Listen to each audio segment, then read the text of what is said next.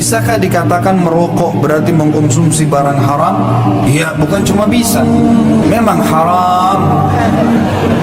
Rokok haram, nggak boleh selesai.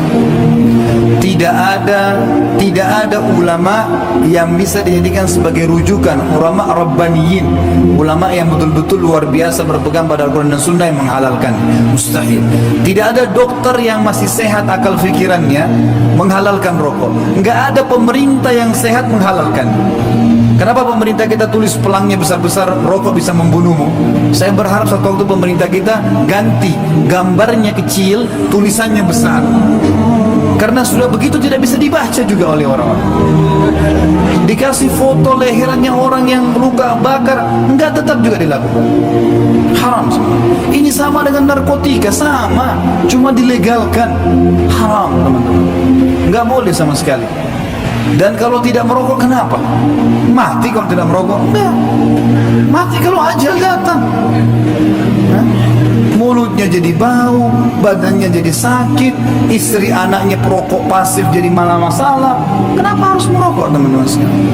Haram demi Allah, nggak ada sedikit pun celahnya untuk kita katakan halal.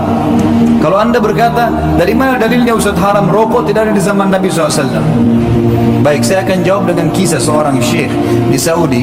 Ada seorang guru SD, dia merokok. Lalu datang kepada seorang syekh, dia bilang, "Syekh, dari mana anda mengatakan rokok haram sementara tidak ada di zaman Nabi SAW?"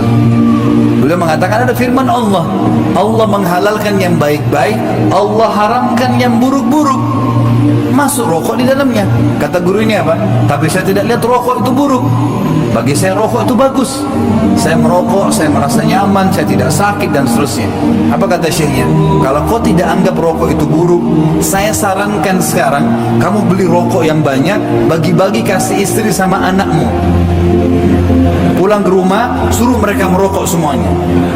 Apa jiwamu mau nerima itu?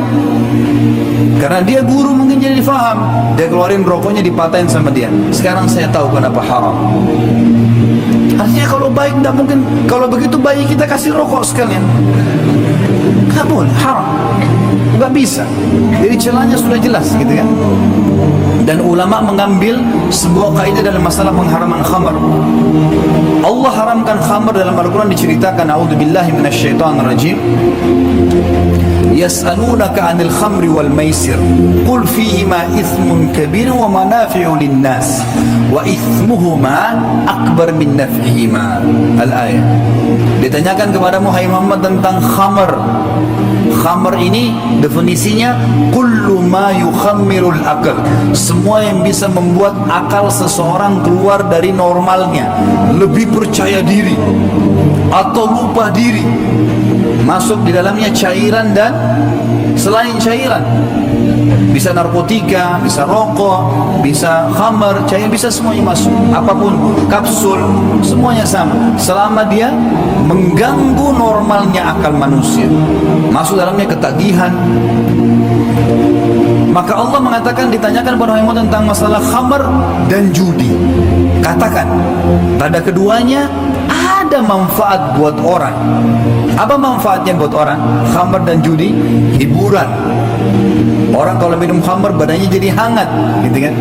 Orang kalau judi terhibur. Tapi Allah mengatakan, dan ada dosanya, serta dosanya, mudaratnya lebih besar daripada manfaatnya.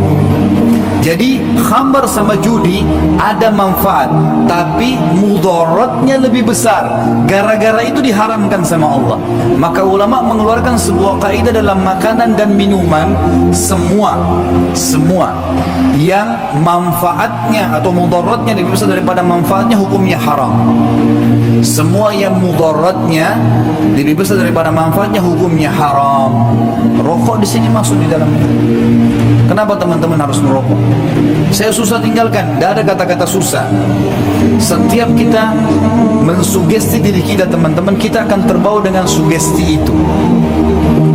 Tanya teman-teman yang masih merokok ataupun ada yang hadir di sini, nanyakan diri sendiri. Kalau kita tanya kenapa anda merokok, selalu sugesti yang ada. Tapi masalahnya bukan ke positif, ke negatif. Misal dia bilang, saya kalau tidak merokok tidak bisa berpikir. Negatif atau positif ini? Negatif. Artinya dia gantung, dia bisa berpikir kalau merokok. Kalau tidak merokok nggak bisa berpikir. Saya kalau tidak merokok tidak percaya diri. Saya tidak bisa punya ide. Saya dan seterusnya. Makanya negatif. Ini dia mengurung dirinya di bingkai kehidupan yang dia buat sendiri. Sama dengan orang bilang, saya kalau tidak minum kopi pagi hari kepala saya pusing. Pusing bener kalau nggak ada kopi. Kalau ada kopi, ada susu, ada air putih, minum saja bismillah selama halal. Kenapa harus kurung? Saya kalau tidak tidur di rumah saya nggak bisa tidur. Ini kebodohan. Di rumah nenek, di rumah kakek, di rumah teman, di masjid tidur saja. Hah? Kenapa harus begitu? Saya kalau tidak makan di rumah saya nggak bisa makan, nggak bisa betul menelan nanti. Karena mindset dia, alam otak bawah sadarnya merekam itu, gitu kan? Saya kalau tidak menikah sama orang ini saya bisa mati bener nanti. Dia nggak mau, sudah, nggak usah. Ya, masih banyak manusia lain, gitu kan? Jadi jangan kurun diri kita di situ. Sama dengan teman-teman merokok itu, gitu kan? Saya bisa tinggalkan, saya bisa menghafal, saya kuat untuk bekerja, saya bisa sukses. Selalu positif. Jangan bilang, oh saya sudah tua nggak bisa hafal. Nah, sahabat-sahabat umur 60 tahun masuk Islam bisa hafal 30 juz Al-Quran kok. Sugestinya.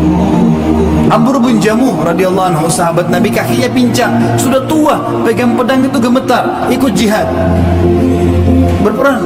Kata Nabi SAW, anak-anak yang umur datang mengatakannya, ya Rasulullah, ayah kami nggak bisa berperang, pegang pedang aja gemetar, kakinya pincang, naik ke atas kuda kami harus topang, tapi dia mau ikut perang dengan anda.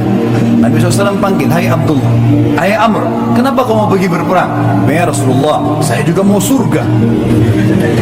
Saya mau surga ya Rasulullah, mau mati syahid. Kata Nabi, naikkan dia di kuda biar dia ikut berperang, terbunuh betul mati syahid.